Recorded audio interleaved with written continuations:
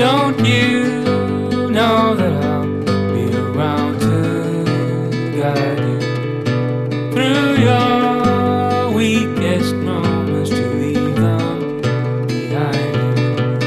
Returning nightmares, only shadows.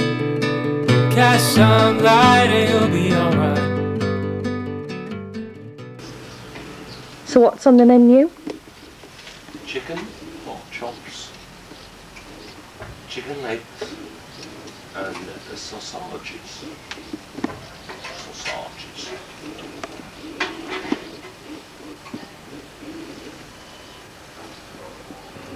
Looks wonderful, that. That's my dad Arthur in the garden in the sun barbecuing, just as I remember him 8 years before he died. So sometimes I'll come and just sit here in the sun and think about the times I had with my dad. I'm Sarah and this is my story about how I coped looking after my dad as his main carer whilst he had cancer, and how I have coped with his death. At college I'm studying a BTEC National Certificate in Care, which is a 2-year course which involves some voluntary work as well. I've been to a primary school and a care home, and at the minute I'm at Mind in Newton Aycliffe, which is a drop-in centre for people over 16 with mental health problems. And some of my hobbies include, I was a semi-professional singer, I like to say semi-professional, just in some working men's clubs around Aycliffe, Darlington, Newcastle, Middlesbrough. We've actually performed at the Stadium of Light Football Club. My dad was diagnosed with secondary bone cancer from his prostate, I think it was March 2003. He'd just been for an appointment, just aches and pains around his pelvis.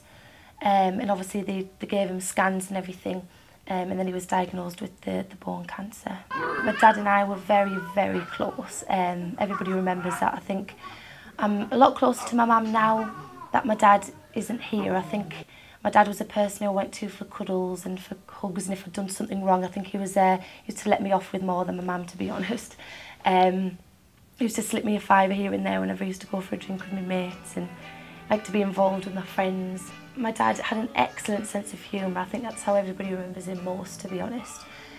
He used to play the organ on an evening for a couple of nights a week, just in working men's clubs, so I think that's where I got the singing thing from.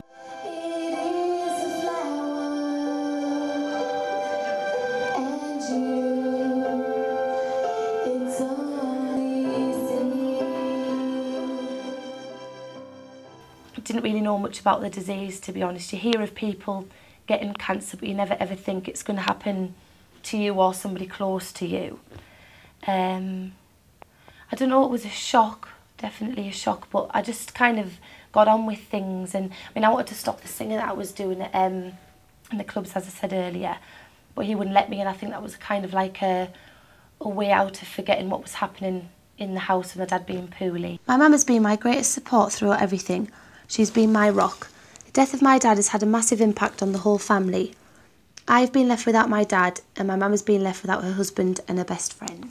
Arthur was a huge personality, down to earth, very humorous, kind, gentle.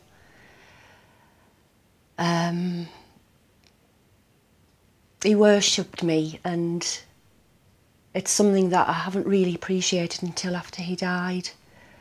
Very home-loving, very sensitive man, and very sociable.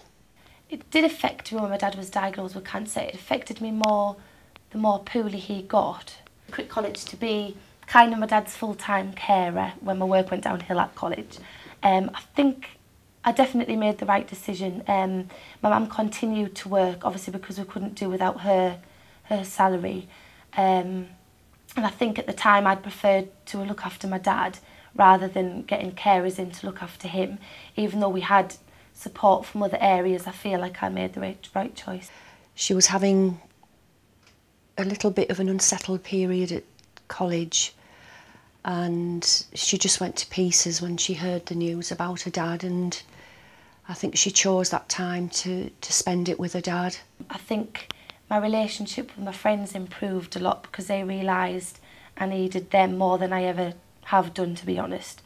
My relationship with my mum, I didn't actually, because I used to look after my dad when my mum was at work, and then my mum used to take my role in that when I went out with my friends and things. I didn't go out as often as I used to, and I think I should have gone out more, to be honest, to give me that kind of the break that I needed.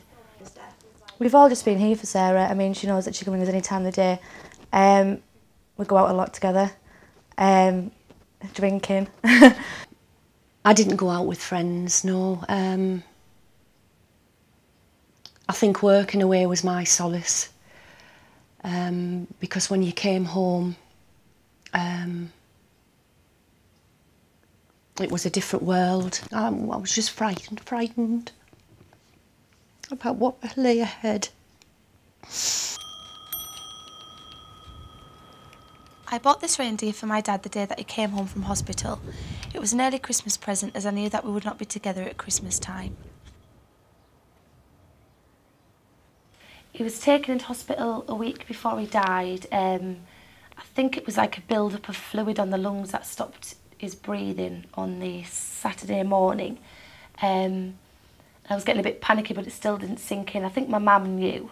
Apparently, he'd sat upstairs on the in the bathroom and told my mum that he needed help. And my mum was like, well, what kind of help do you need? Do you mean a doctor? Do you mean me or whoever? He said, I think you need to ring an ambulance. This is it, pet type of thing. And as he knew best, we rang one.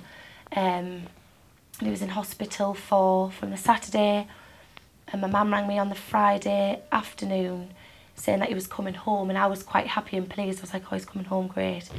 But she said it wouldn't be for very long, as in just like a handful of hours. And when you hear those words, I think your heart just drops, and you just think, you know, I need to think of everything I need to say and everything I need to do, and I need to cram it in these couple of hours that I've got left, basically. He'd asked for a gin and tonic, and Sarah sang to him, which, you know, it'll always be in my mind. And he still had his sense of humour right until the end. I mean, he spilled his gin and tonic, and he said, oh, I'm just trying to be clever, pet. And, you know, even till the end, he was just very, very brave. Anyway, Arthur became quite distressed at about 3 o'clock about 2:30, and I rang the hospice up, and I just said Arthur was quite distressed, and at the time I was thinking, why is he pulling out his tube from his oxygen? And obviously I think he was hoping he would just die quietly and probably without me knowing. But I rang them because he was getting quite distressed, and but in the meantime, I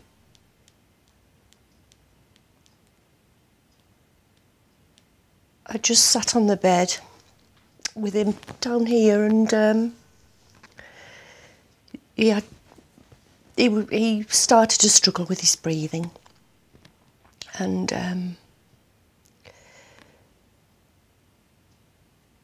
I just said, you know, he was the best husband that anyone could wish for. And anyway, he died at about 2:45. He made me promise to him that I would stay upstairs. I didn't actually understand why until one of my mum's friends stayed with my mum overnight, and Joyce came up in the morning about 2:45, and I said, is this it? Do I need to say my goodbyes? And she said, oh, he's already gone. And so I just came downstairs, sorry. Came downstairs, sorry.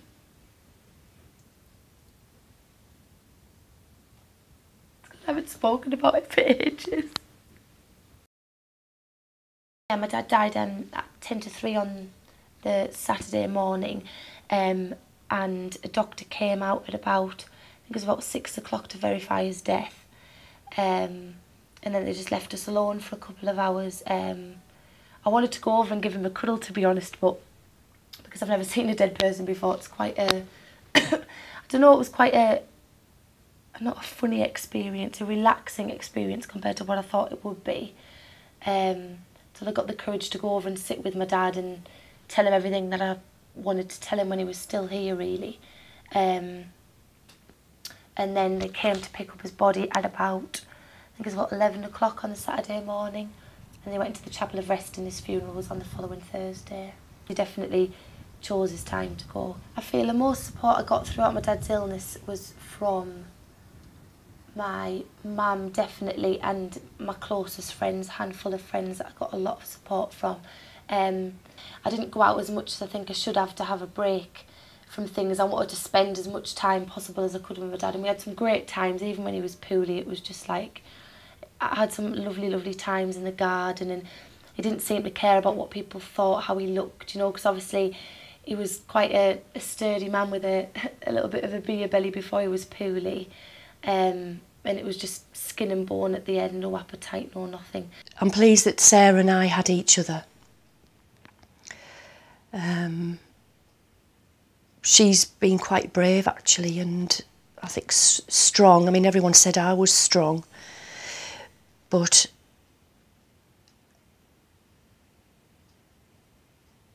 I don't get as upset as much as I did. And it was actually about a year when it was about around the time of Arthur's birthday that it really did sort of dawn on me, you know, that, you know, a big personality had gone. But he lives on through Arthur, Sarah. But it's lonely. I feel lonely sometimes. I come to my dad's grave at least once a week to put some flowers down. I feel coming here helps me to cope with the loss of my dad.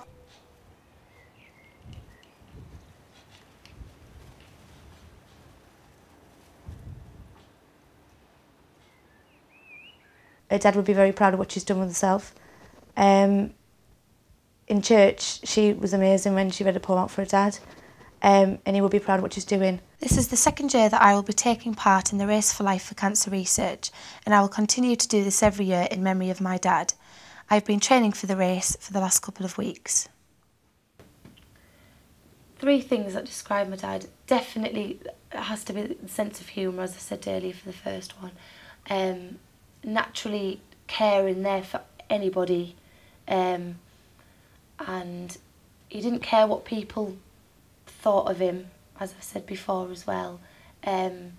Just a strong man with a big heart, and definitely a family man. Really popular, great personality, and gave the best hugs in the world. Right, my name's Arthur. Birthday girl's dad. Birthday girl's dad. I've got a scriptwriter as well. What else am I to say? What do you got? Oh, my favourite food is tuna fish and chicken and beef. How old are you? And How old? 58. What's your favourite drink? Favourite drink is gin tonic. For you, I'm going to stand here and try to describe my dad who had such a radiant vibe.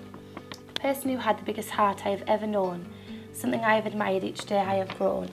My dad was family orientated in every way, and during his life this could be seen every day. Such a great sense of humour, he was always lots of fun, with friends drinking wine in the garden in the sun. For 68 years he lived such a wonderful life, with lots of special memories and loving my mum, his wife. When he was young he wrote a verse to a song. It seems so true now that he has gone. Empty, empty, that is my heart. Lonely, lonely, now we're apart. Crying, crying, but tears will not flow. Wondering, wondering why you had to go. The words in this verse don't make me feel sad, because they are the exact words while thinking of my dad. My dad was gentle, loving and kind, I would say. In fact, no, he was just perfect in every single way. I will always remember the special times that we shared, that look in his blue eyes that told me how much he cared. To be blessed with a dad that meant so much, and in my heart he's left a very special touch. Each day as the wind brushes past my ear, it will always be the note of his voice that I hear. Every morning when the bright sun will rise, it will reflect that crystal glisten from his eyes. And every day from within my soul, he will be there to help me achieve my goal. I thank my dad for being such a great living gift. When I think of him from my face, a smile will lift.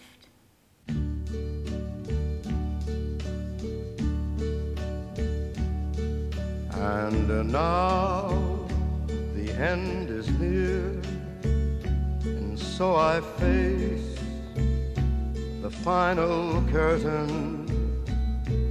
My friend, I'll say it clear, I'll state my case, of which I'm certain. I've lived a life that's full. I traveled each and every highway, and more, much more than this, I did it my